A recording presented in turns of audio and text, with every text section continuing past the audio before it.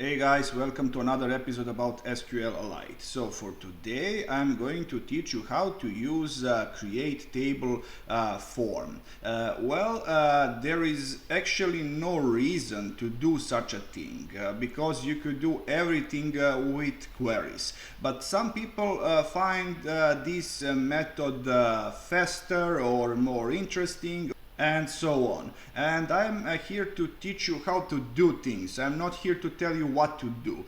So use any method you see fit for your needs. How to create table using this method? You have in here button create table with this small icon on the left. If you click on it, you are going to see this form. Well, in here you could type name of your new table, let's say, and whatever you do with this form, down here you are going to find actual query that is going to be executed. So if you are someone who is learning SQL queries, this is maybe the good way to learn because every change you make in here is going to be projected at this window, this query. And now I'm going to create a first field. Type add, and let's say ID integer, and now you could determine constraint.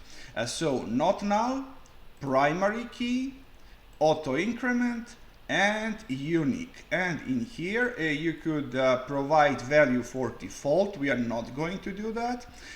Here there is a check field. In here you could type your test, collation, and foreign key, and we are not going to talk about foreign keys and primary keys in this episode. And now I am going to add another field. Let's say name is going to be text, of course not null. Everything else is going to be the same from this list. Default, I'm going to set default some name, and you could see the change in here. Check is going to be length of name greater than 5 characters. Collation nothing, foreign key nothing. And now I'm going to execute this script by clicking on OK. You see, we have a new table, and now we are going to execute a query to enter some data to this table. So now I'm going to type insert into new table, value name, and values, let's say John.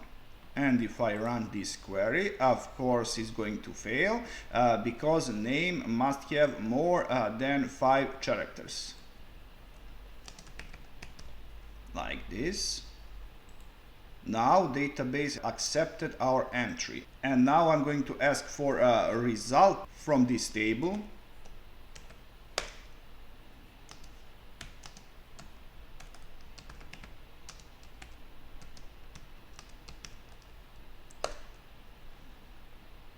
Run this code, and you see we have John.